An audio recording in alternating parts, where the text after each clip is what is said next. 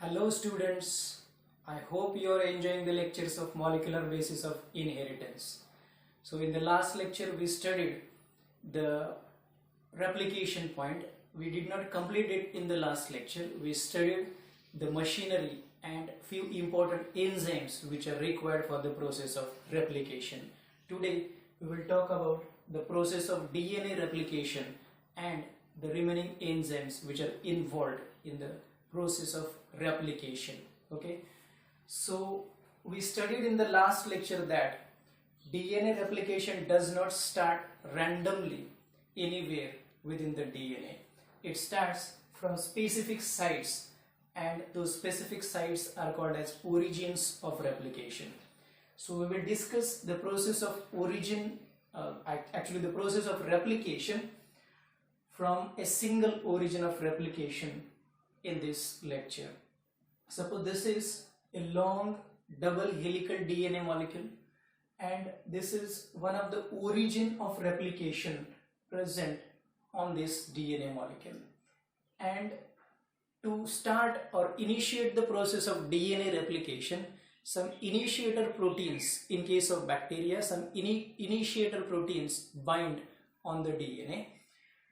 And even in case of eukaryotes also, there are some proteins which are not actually called as initiator proteins, but some proteins bind on the DNA and they start the process of DNA replication. So this red circle indicates the initiator protein, and what this initiator protein does, it actually separates the two strands which are base pairing with each other. Initially these two strands are separated from each other, and single stranded regions of the template DNA are created. So this is a template strand, this is again a single stranded template strand. These two template strands have been separated from each other initially by the initiator protein.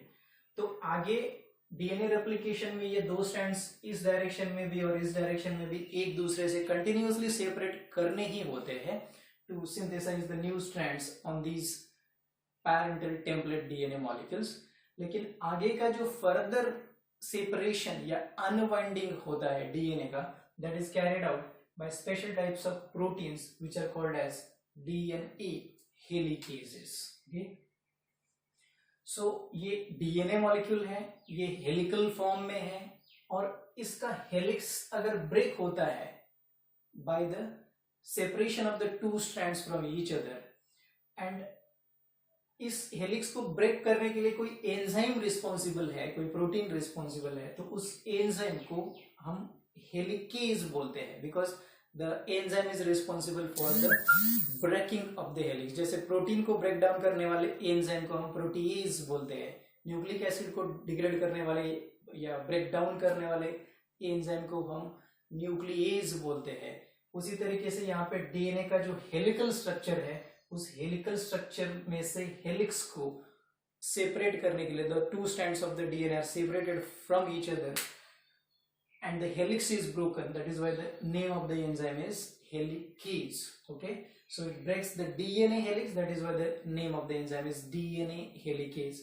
Two types of two molecules of these helicases bind on the DNA. एक helicase इस direction में run करता है and इस side में DNA के दो strands को एक दूसरे से सेपरेट करता है. ये हेलिकेज इस स्ट्रैंड के ऊपर बाइंड हो गया on the top strand, and it separates the two strands from each other in this direction, so that replication continues bidirectionally in this direction also and in this direction also. किसी भी origin of replication से replication दोनों direction में होता है, इसलिए replication का एक characteristic feature है कि replication is bidirectional process. हमको NCERT या स्टेट बोर्ड के बुक में सिर्फ एक साइड का replication सिखाया हुआ है या बताया हुआ है डायग्राम में. वो इसलिए क्योंकि जैसा रेप्लिकेशन इस साइड में होगा, ओरिजिन ऑफ रेप्लिकेशन के इस साइड में होगा, एग्जैक्टली वैसा ही रेप्लिकेशन इस साइड में होगा. तो दोनों साइड में जो प्रोसेसेस हो रहे हैं वो अगर सेम है तो दो डायग्राम्स या इस तरीके से कंप्लीट पिक्चर वैसे बताने की जरूरत नहीं है, इसलिए उन्होंने हाफ पिक्चर ही बताया है, एक साइड का मैकेनिज्म या प्रोसेस ऑफ डीएनए रेप्लिकेशन बताया है. लेकिन हमको ये भी समझना चाहिए कि एग्जैक्टली ऐसा प्रोसेस इस साइड में भी होता है and DNA replication by directionally होता है, इसलिए मैंने यहाँ पे कंप्लीट डायग्राम निकाला हुआ है. I will also show the NCERT diagram to you after we finish understanding of the process of replication with the help of this diagram.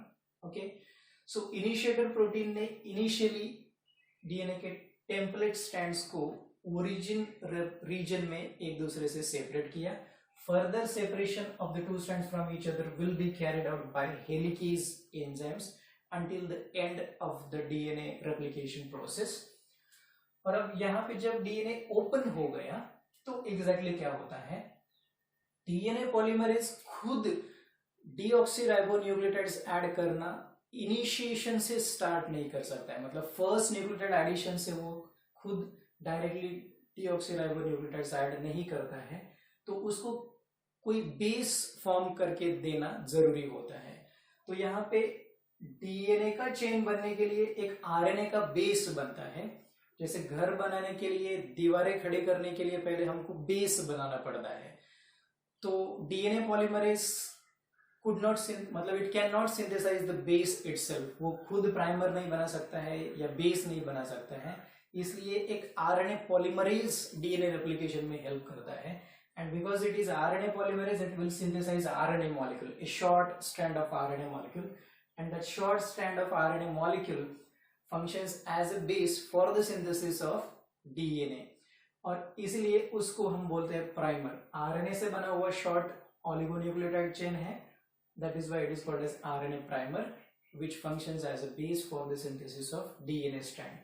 तो DNA polymerase फिर यहाँ से आगे इस टेम्पलेट के ऊपर जो न्यूक्लियोटाइड सीक्वेंस है उसका इंफॉर्मेशन यूज करके इससे कॉम्प्लीमेंट्री नया डॉटर डीएनए स्ट्रैंड बनाएगा यहाँ से आगे. और इस तरीके का प्राइमर यहाँ पे भी एक बन गया, तो डीएनए पॉलीमरेज यहाँ से आगे भी डीएनए सिंथेसिस कंटिन्यू करेगा. लेकिन ये प्राइमर भी आरएनए प्राइमेज नाम के एंजाइम ने ही बनाया है. Primase. So all these green oligonucleotide chains, they are actually the primers initially synthesized during the process of replication. अब डीएनए रेप्लिकेशन हमेशा एक ही डायरेक्शन में होता है, 5 प्राइम टू 3, मतलब बाई डायरेक्शनली डीएनए रेप्लिकेशन होता है from DNA overall DNA point of view. लेकिन जो डीएनए सिंथेसाइज करने का प्रोसेस है वो हमेशा 5 प्राइम टू 3 प्राइम इसी डायरेक्शन में होता है. इसलिए हम कहते हैं कि DNA replication always occurs only in one, that is 5 prime to 3 prime direction. From 5 prime to 3 prime or 3 prime to 5 prime polarity wise, DNA synthesis always occurs only in 5 prime to 3 prime direction. But overall DNA molecule point of view, it occurs bidirectionally. तो ऐसा क्यों होता है? हमने पहले भी देखा है कि फर्स्ट न्यूक्लियोटाइड का 3 प्राइम हाइड्रोक्सिल सेकंड न्यूक्लियोटाइड के 5 प्राइम फॉस्फेट के साथ बाइंड होता है. फिर सेकंड न्यूक्लियोटाइड का 3 प्राइम हाइड्रोक्सिल फ्री रहेगा, तो वो थर्ड न्यूक्लियोटाइड के 5 प्राइम फॉस्फेट के साथ बाइंड होगा. सो एट द एंड जो लास्ट वाला न्यूक्लियोटाइड रहेगा उसका 3 प्राइम एंड फ्री रहेगा, जो फर्स्ट वाला न्यूक्लियोटाइड रहेगा उसका 5 प्राइम एंड फ्री रहेगा, 5 प्राइम फॉस्फेट फ्री रहेगा. तो फर्स्ट वाले न्यूक्लियोटाइड का 5 प्राइम एंड फ्री है, लास्ट वाले न्यूक्लियोटाइड का 3 प्राइम एंड फ्री है. इसलिए डीएनए रेप्लिकेशन कौन से डायरेक्शन में हो गया? 5 प्राइम टू 3 प्राइम डायरेक्शन में हो गया. तो because DNA replication always occurs from 5 prime to 3 prime direction, तो टेम्पलेट के 3 प्राइम एंड के ऊपर 5 प्राइम टू 3 प्राइम प्राइमर बनता है. तो अगर हम इस टेम्पलेट को देखेंगे तो ये 5 प्राइम एंड है टेम्पलेट का, तो ये 5 प्राइम एंड वाला टेम्पलेट इस डायरेक्शन में. अब यहाँ पे आगे देखोगे तो ये हो गया 3 प्राइम एंड. सपोज हम इसको यहाँ पे ब्रेक डाउन करेंगे, इस डीएनए को यहाँ पे ऐसा कट करेंगे, तो इस टेम्पलेट का ये 5 प्राइम एंड है, मतलब ये 3 प्राइम एंड हो जाएगा. This one will be 3 prime and, ये 5 प्राइम एंड हो जाएगा कट पोर्शन से आगे सेकंड फ्रैगमेंट का, और ये वाला 3 प्राइम एंड हो जाएगा. तो ये हो गया फर्स्ट फ्रैगमेंट का ये 5 प्राइम एंड ये 3 प्राइम एंड हो गया. तो 3 प्राइम एंड के ऊपर बेसिकली क्या बनता है? प्राइमर सिंथेसाइज होता है या बनता है.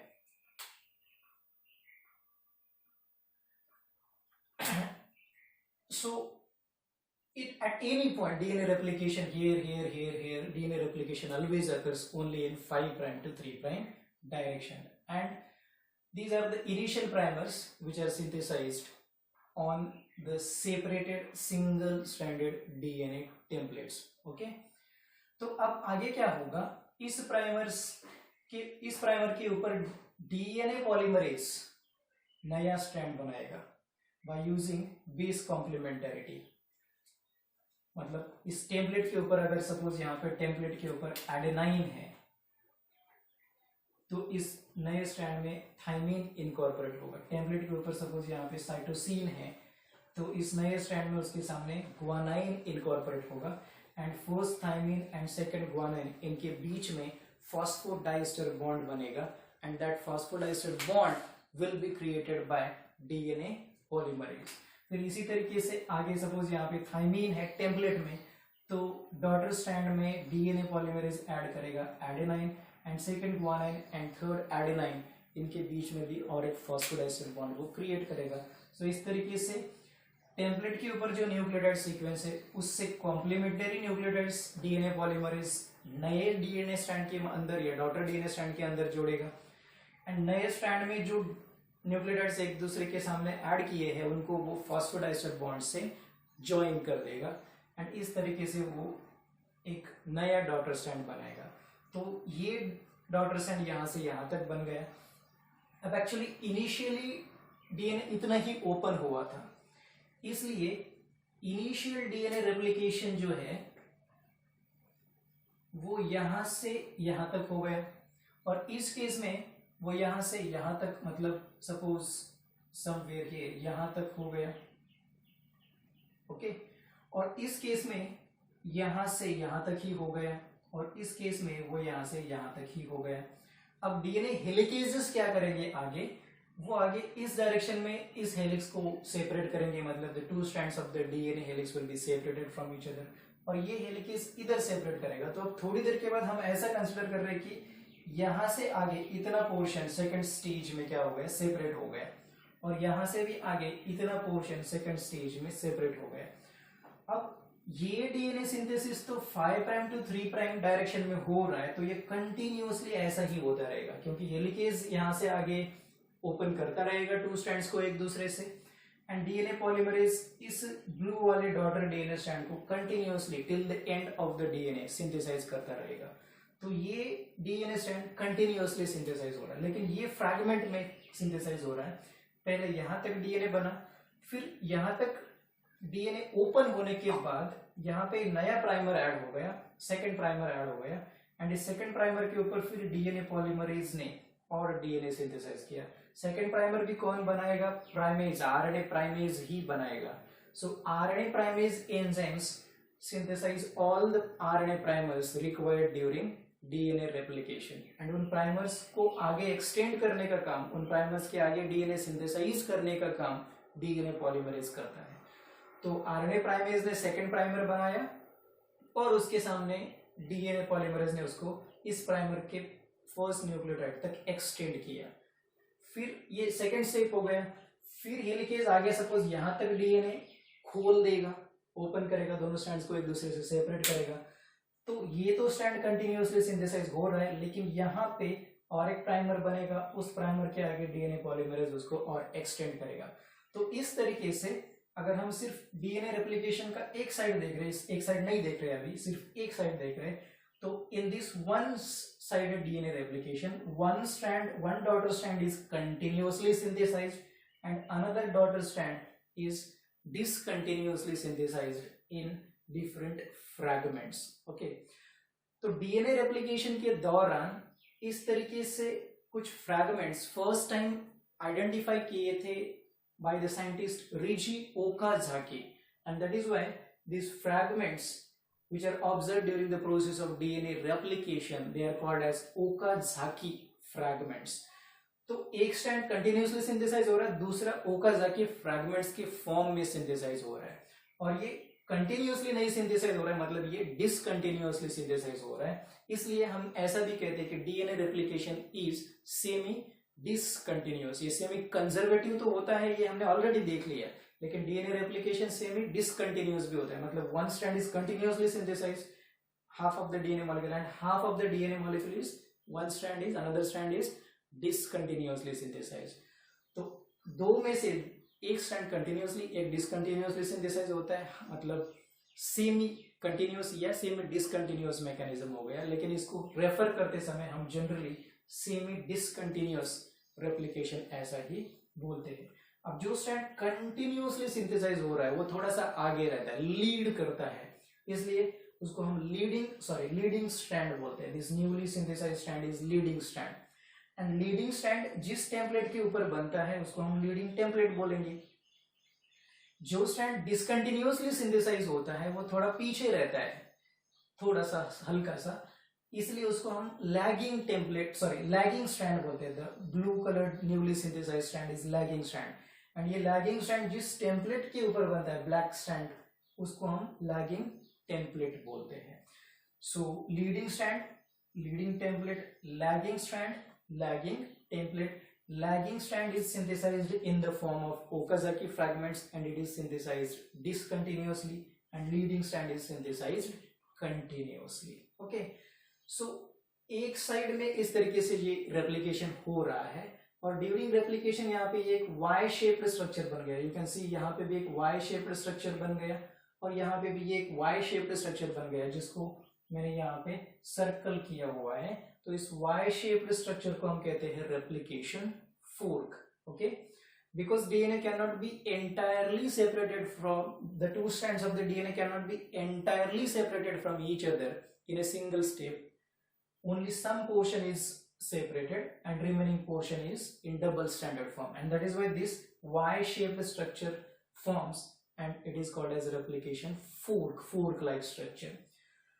और हमको यहाँ पे और एक प्रोटीन भी देखना है कि यहाँ पे कुछ रेड सर्कल्स मैंने दिखाए हैं। तो जो डीएनए स्ट्रैंड्स एक दूसरे से सेपरेट हो गए हैं, जिनको हेलिकेज ने एक दूसरे से सेपरेट किया है, वो स्ट्रैंड्स फिर से एक दूसरे के साथ बेस पेयरिंग कर सकते हैं। हेलिकेज आगे निकल गया तो ये स्ट्रैंड्स फिर से एक दूसरे के साथ बेस पेयरिंग कर सकते हैं। तो ऐसा नहीं हो, इसलिए मतलब वो सिंगल स्ट्रैंडेड फॉर्म में ही रहे until the new strand is synthesized on them। इसलिए यहाँ पे कुछ प्रोटीन्स बाइंड होते हैं to keep the template strands away from each other from base pairing, मतलब to keep them away from base pairing from each other। तो ये एक दूसरे से बेस पेयरिंग नहीं करे, इसलिए जो ये छोटे छोटे रेड कलर के सर्कुलर प्रोटीन्स यहाँ पे बाइंड हुए दिखाई दिए हैं, these proteins are called as SSBPs और single stranded DNA binding proteins। okay, single stranded DNA binding proteins. DNA का डी यहाँ पे नहीं लिया जाता है, एसएसबीपी का फुल फॉर्म होता है single stranded DNA binding proteins. तो ये टेम्पलेट डीएनए को सिंगल स्ट्रैंडेड फॉर्म में रखने के लिए होते हैं SSBPs. And once the daughter strand is synthesized on the single stranded template, then SSBPs are removed. अब उनकी कोई जरूरत नहीं है। तो ओरिजिनल पैरेंटल स्ट्रैंड से एक दूसरे के साथ बेस पेयरिंग अगर कर गए तो डॉटर स्ट्रैंड उनके ऊपर बनेगा कि नहीं। तो ऐसा नहीं हो, ओरिजिनल ब्लैक पैरेंटल स्ट्रैंड्स ये जो इस डायग्राम में है वो एक दूसरे के साथ बेस पेयर नहीं करे, इसलिए उनको एक दूसरे से सेपरेट रखने के लिए एसएसबीपी प्रोटीन्स होते हैं। और जब डीएनए पॉलीमरेज डॉटर स्ट्रैंड बनाएगा तो now daughter strand will base pair with the black template, this green daughter strand will base pair with the black template. तो अब ये दोनों एक दूसरे के साथ अगर बेस पेयरिंग कर रहे हैं तो ये ब्लैक एंड ये ब्लैक अब एक दूसरे के साथ बेस पेयरिंग नहीं कर सकते। तो इस केस में मतलब after the synthesis of the daughter strand there is no need of SSBP, but until the synthesis of daughter strands over the template SSBP proteins are very necessary to keep the two template strands away from each other. Okay, तो अब आप लोगों को इस diagram से समझ में आएगा कि इस साइड में जो प्रोसेस हो रहा है एग्जैक्टली वैसा ही प्रोसेस इस साइड में हो रहा है। यू सी डीएनए हेलिकेज इस साइड में डीएनए डुप्लेक्स को ओपन करता जा रहा है, तो ये डीएनए हेलिकेज भी इस साइड में डीएनए डुप्लेक्स को ओपन करता जा रहा है। फिर जैसे जैसे डीएनए आगे इधर ओपन होता जा रहा है, एडिशनल प्राइमर्स ऐड हो रहे हैं और यहाँ पे डीएनए बन रहा है, और ये डीएनए स्ट्रैंड कंटिन्यूअसली सिंथेसाइज हो रहा है। यहाँ पे भी एग्जैक्टली जैसे जैसे आगे डीएनए खुल रहा है, एडिशनल प्राइमर्स बन रहे हैं। एक एडिशनल सेकंड प्राइमर बन गया, पहले एक ही प्राइमर था यहाँ पे, तो यहाँ से यहाँ तक का तो डीएनए रेप्लिकेशन हो गया। लेकिन अब यहाँ से आगे और डीएनए खुल गया तो यहाँ पे और एक प्राइमर ऐड हो गया और 5' to 3' डायरेक्शन में डीएनए सिंथेसिस हो गया। और ये जो स्ट्रैंड है जो पहले यहाँ तक बना था ये और आगे कंटिन्यूअसली सिंथेसाइज होता रहेगा until the end of the DNA. तो अगेन इस साइड में भी एक लीडिंग स्ट्रैंड है और एक लैगिंग स्ट्रैंड है। ये कंटिन्यूअसली सिंथेसाइज हो रहा है लीडिंग स्ट्रैंड और ये डिसकंटिन्यूअसली सिंथेसाइज हो रहा है लैगिंग स्ट्रैंड। तो इस लैगिंग स्ट्रैंड के भी ये फ्रैगमेंट्स जो है these are also called as Okazaki fragments. ये भी क्या है, ओकाजाकी फ्रैगमेंट्स। तो लीडिंग स्ट्रैंड का यहाँ पे भी जो टेम्पलेट है वो लीडिंग टेम्पलेट होगा और यहाँ पे जो लैगिंग स्ट्रैंड्स है इन लैगिंग स्ट्रैंड्स के लिए जो टेम्पलेट डीएनए है that template DNA will be called as lagging template. Okay, so एक रेप्लिकेशन फोर्क इस साइड में है और दूसरा रेप्लिकेशन फोर्क इस साइड में रन हो रहा है। इसलिए from the origin of replication DNA replication occurs bidirectionally with the help of different types of proteins. Okay, the most important protein obviously for the synthesis of daughter strand is DNA polymerase. अब इसके आगे का जो step है we will consider कि अब इसके next stage में हम कंसिडर करेंगे कि डीएनए रेप्लिकेशन कंप्लीट हो गया तो उसके बाद और क्या रहता है, तो some processing has to be done। जो डीएनए मॉलिक्यूल्स के अंदर छोटे छोटे आरएनए के प्राइमर से उनको रिमूव करना पड़ेगा और वहां पे डीएनए के डीऑक्सीराइबोन्यूक्लियोटाइड्स ऐड करने पड़ेंगे। वो काम एग्जैक्टली कैसे होता है एंड और कौन से एडिशनल एंजाइम्स इस प्रोसेस में लास्ट वाले स्टेज में हेल्प करते हैं that we will see in the next slide. Okay,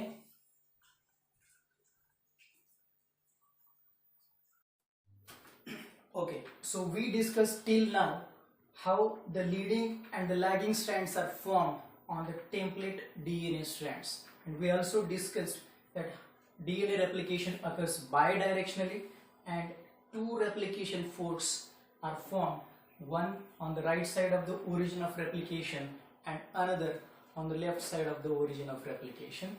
अब इसी तरीके से लीडिंग लैगिंग स्ट्रैंड फॉर्म में रेप्लिकेशन कंटिन्यूस होता रहेगा till the end of this DNA on this direction and till the end of this DNA on the left hand side also.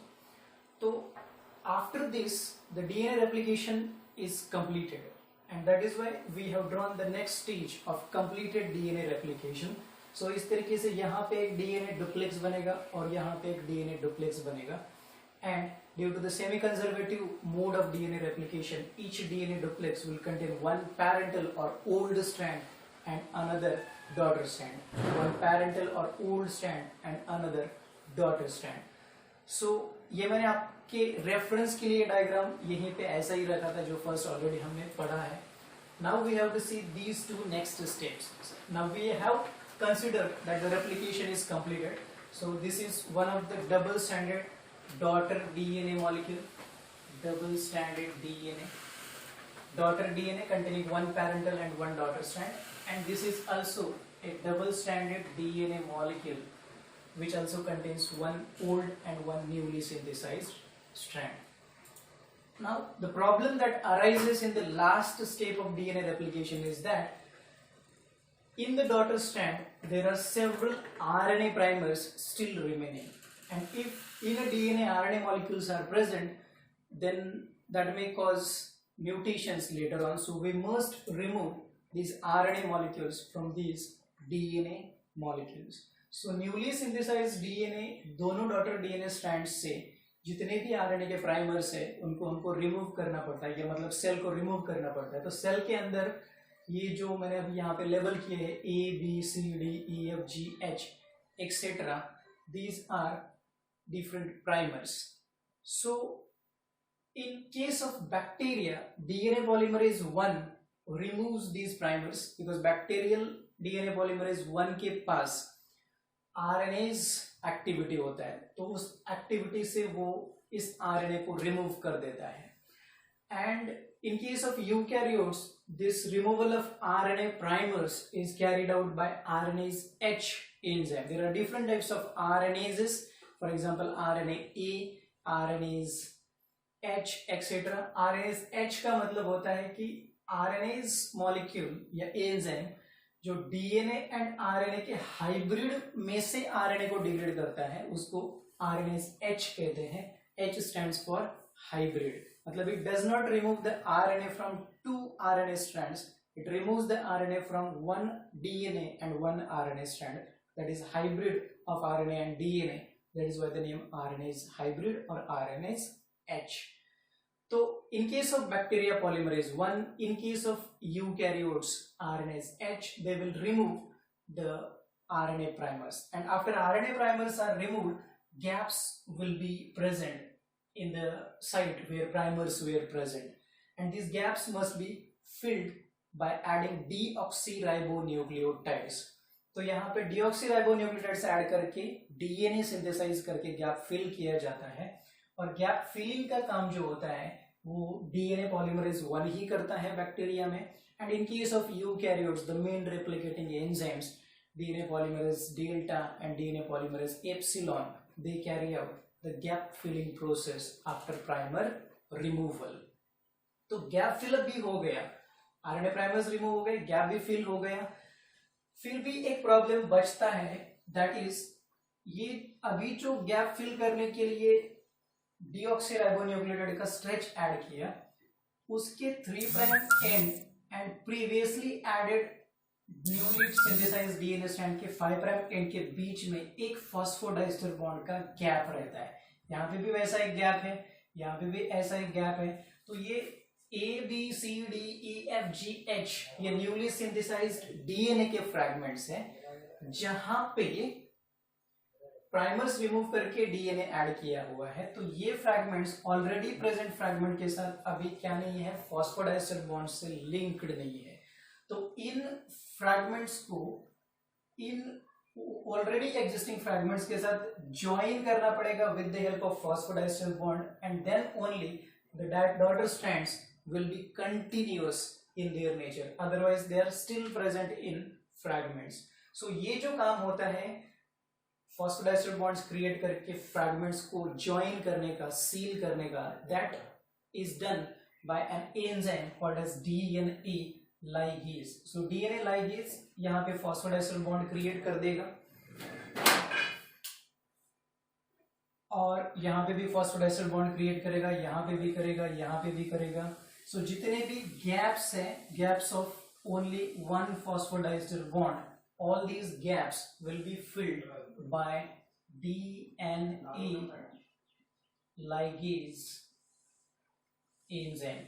Ligation का मतलब होता है joining, and because this enzyme is involved in joining of the two or more DNA fragments with each other, it is called as ligase. Okay, and this is how the process of DNA replication is completed. We will talk about some additional enzymes involved in the process of DNA replication in the next slide.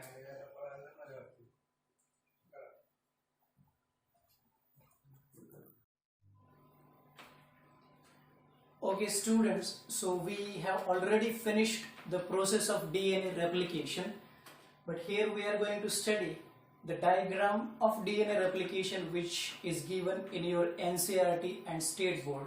We didn't study this diagram initially because this is not the complete picture of DNA replication.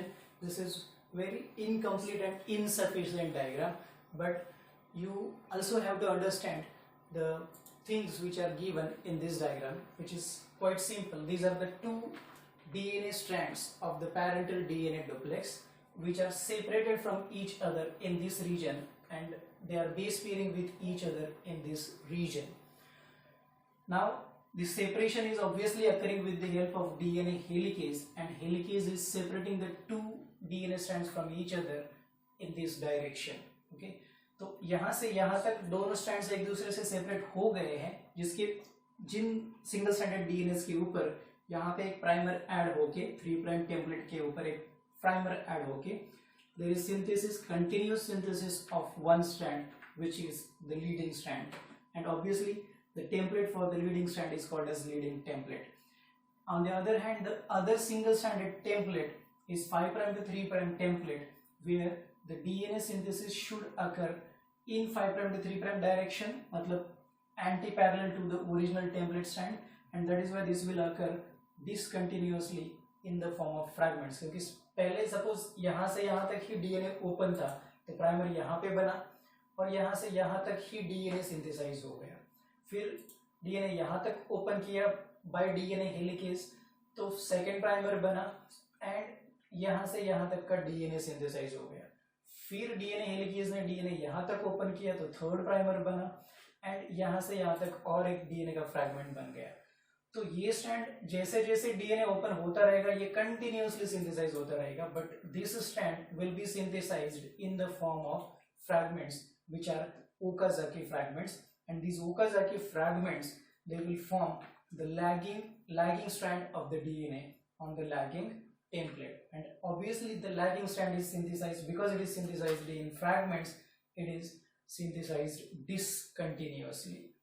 Okay, this is about the diagram of NCERT representing the process of replication. Now we'll talk about the last point in relation to replication, which is not given in your NCERT, but this is a very important point in relation to one of the enzyme, that is topoisomerase.